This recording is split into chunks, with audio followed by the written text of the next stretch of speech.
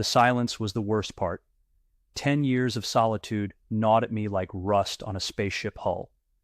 This platform, a graveyard of metal and forgotten hopes, was all that remained of the Icarus project. My Icarus project. I woke with a jolt, the familiar ache in my bones reminding me all too well that I was still clinging to this damn hulk. The log entry chimed on the console. Day 3747. My own makeshift tombstone.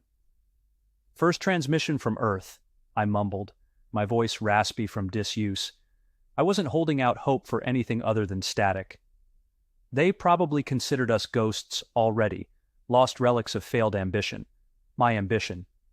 It was this platform, the Icarus, that had been our final hope, our last chance to establish contact with the chorus.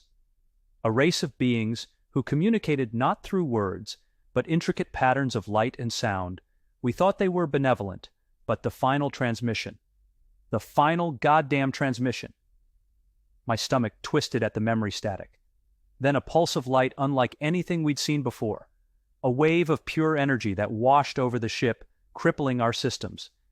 The captain's final message, lost amidst the chaos, whispered about an urgency, an undercurrent of something. Wrong.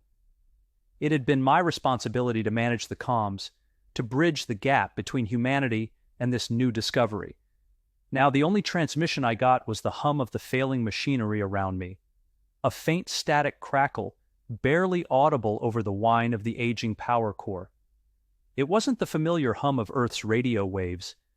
Instead, this was a pulse, a rhythmic pattern like a heartbeat, almost a song echoing with the same disorienting pattern as the chorus. My heart pounded against my ribs. I fumbled for the remote control, my hands shaking with a mixture of fear and hope. Was this a response? A plea for help? "I'm here," I whispered, more to myself than the void. "Can anyone hear me?"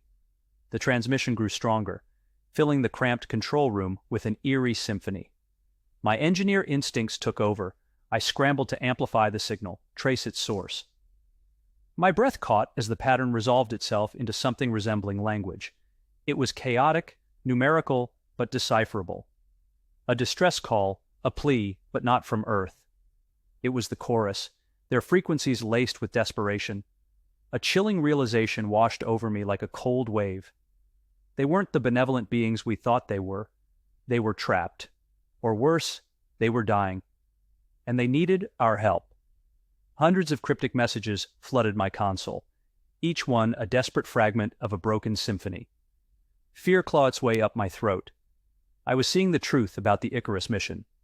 The captain had suspected something was wrong, and he had been trying to warn us. The silence we heard wasn't the absence of communication, it was the absence of life. My fingers flew across the console, composing a cautious reply, a modulated pulse of light, echoing the chorus's pattern, but with a subtle shift, a sign of hope, a beacon in the darkness. The platform rumbled, alarms blared, a cacophony of metallic screams. Lights flickered, casting grotesque shadows across the control room.